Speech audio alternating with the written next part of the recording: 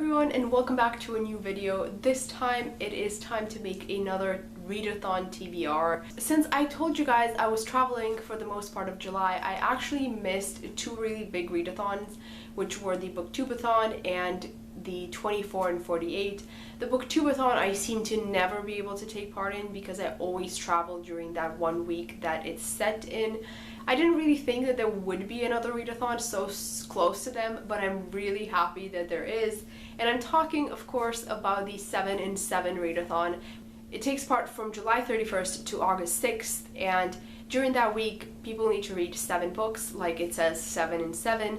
And there's really no rules as to choosing the books. There's no challenges, there's nothing like that. The whole idea is to read 7 books in 7 days. The first book that I chose is actually a novella, and it is Schoolgirl by Osamu Dazai. This is a Japanese book, and I mentioned this one in my Japanese book haul for Japanese June. I didn't get to it, but this is just a small novella that looks at a day in a schoolgirl's life in Japan.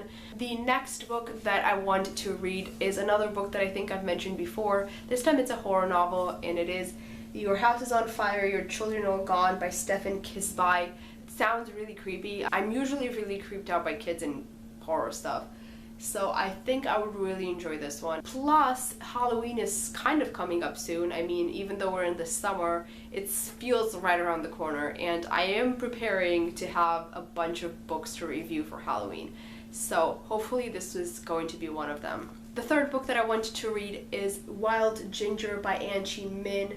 This is a Chinese book, and it is about a little girl experiencing the Cultural Revolution in China. I've seen a couple of movies dealing with what happened with the Cultural Revolution, but I don't really think I've read a lot of books about it, so it's gonna be quite interesting. The next one is a book that I just got. I didn't make a haul or an unboxing video because it's just one book, but I actually got this from someone on BookTube. I'm talking about Living Dead Girl by Elizabeth Scott. This was sent to me by Missy from Binge Reader. She did a trade away. She does trade aways every month almost, and I won this from her.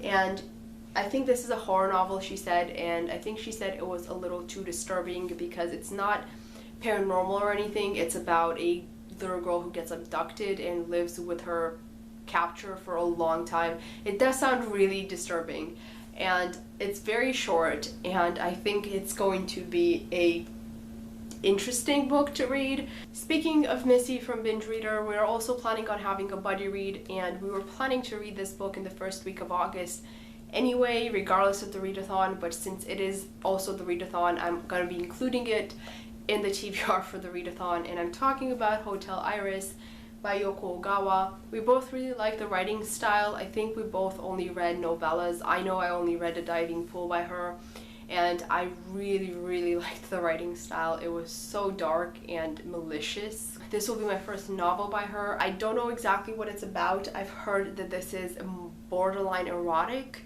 I'm not sure if it's categorized as erotica, but I think it's like an erotic thriller. A bit of a larger book for this is a collection of short stories that I picked out, and I'm kind of hoping to read a short story every day, even though the book has 8 stories. So in one day I'll have to read 2 stories. This is an Unaccustomed Earth by Jhumpa Lahiri.